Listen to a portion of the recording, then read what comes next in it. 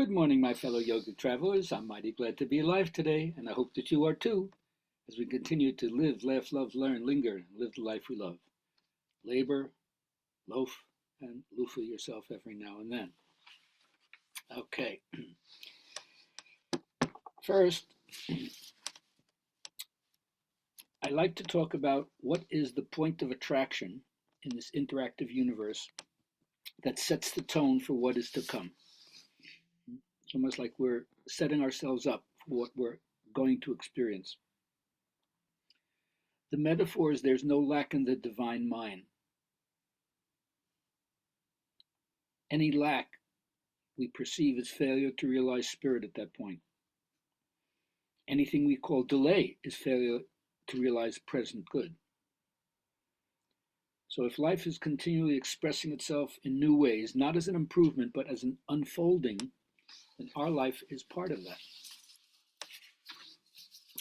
I'd like to tell a story today, Jack and the Beanstalk, one of my old favorite ones. Once upon a time, there was a real bumpkin, lived with his mom, Jack. She gave him a cow to take to town and sell because that's all they had.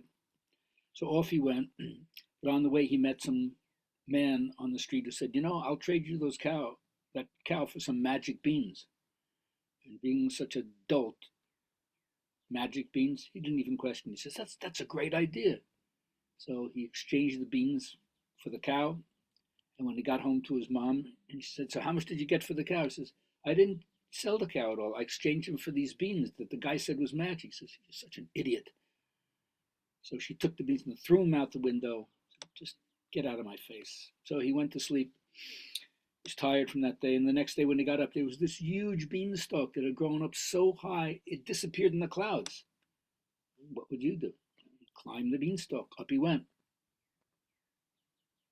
And when he got to the top above the clouds, he came to a beautiful pasture with a castle in the back.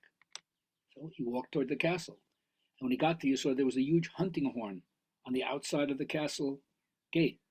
So he blew the hunting horn. Let me find out what's there. And the door opened, and out came a giantess, like the Cyclops, with one eye in her head. And she grabbed him up and said, didn't expect to find me here, did you? Well, I'll tell you, I want to have a page, someone to serve me. But my husband is either killed and eaten all the pages I have. I want to be like a normal lady. I want to have a page too, so that's what you're going to be. But I like you, so I'm going to feed you. But if my husband comes home, I'm going to have to hide you. Oh, in fact, I hear him coming home. You better hide. So she put him in her closet. And the closet was so big, and the keyhole was so big, there was enough air to get through for him, and he could see what was going on. So the giant came in, and he went, fee, fi, fo, fum. I smell the breath of an Englishman. Let him be alive or let him be dead. I'll grind his bones and make my bread. The giant says, you're so silly. There's nobody here. I don't know what you think about. Come over here. I have some nice elephant meat for you. So he sits down, he eats it, and while he's doing it, he takes out all these bags of gold and he's counting the gold. And then he falls asleep. Jack goes out, grabs the gold, puts it in the closet with him, hides it. Giant gets up, goes out again. The giantess takes him out again, feeds him, treats him kindly, has him do some chores for her. And all of a sudden, the giant comes back. He hides again in the closet. This time he says, fee, fi, fo, fum, I smell the breath of an Englishman. Let him be alive or let him be dead. I'll grind his bones and make my bread. This time, after eating, he takes out this hen and he says to the hen, hen, lay. And the hen produces a golden egg. What? Yeah. And then he says to the hen again, lay. And it produces a golden egg. Keeps going like this. Finally, the giant goes out. Jack takes the hen, hides it as well. And the third time was always the charm. Giant comes back again. He's hiding. I smell. Fee, fi, fo, fum. I smell the breath of an Englishman. Let him be alive, let him be dead. I'll grind his bones and make my bread. Wife assures him, I don't know what you're doing. There's nobody here, I'm telling you. So eat and just relax. So he eats, relax. This time he takes out a harp and he says to the harp, play. harp starts making music. He says, "That's great. Play a merry tune." The harp plays a merry tune, and then he says, "All right, play a nice lullaby for me." So he plays a lullaby. He starts falling asleep. Jack sees what's going on. He jumps up. He grabs the hen. He grabs the gold, and he grabs the harp. And as he's running out of the castle, the harp says, "Master, master, somebody's taking me." And the giant wakes up and he runs after Jack. But Jack was so nimble, he jumped down the beanstalk. And when he got to the bottom, he called out his mom. He says, "Get me an axe, get me an axe." So his mom brought him an axe and he chopped down the beanstalk, and the giant fell dead like that. And so Jack then inherited from the magic beans the gold, the hen that lays the golden eggs, and the magical harp.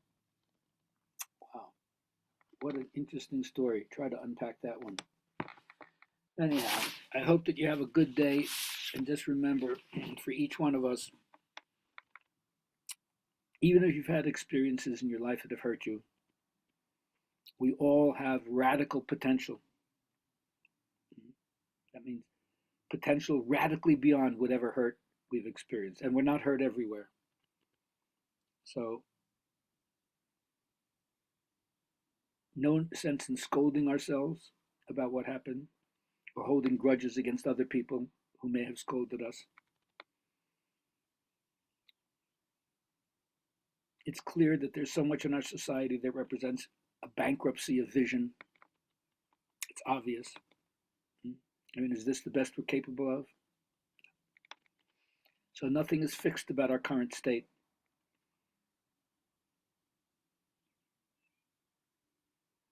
And I suggest that if you eat your own ashes, you'll be able to deal with healing your own wounds. So if you're feeling depressed, if you're feeling passive, if you're feeling addictive, or if you're feeling suicidal, there's still hope. If you reach out to me, I'll be glad to process anything with you that I possibly can.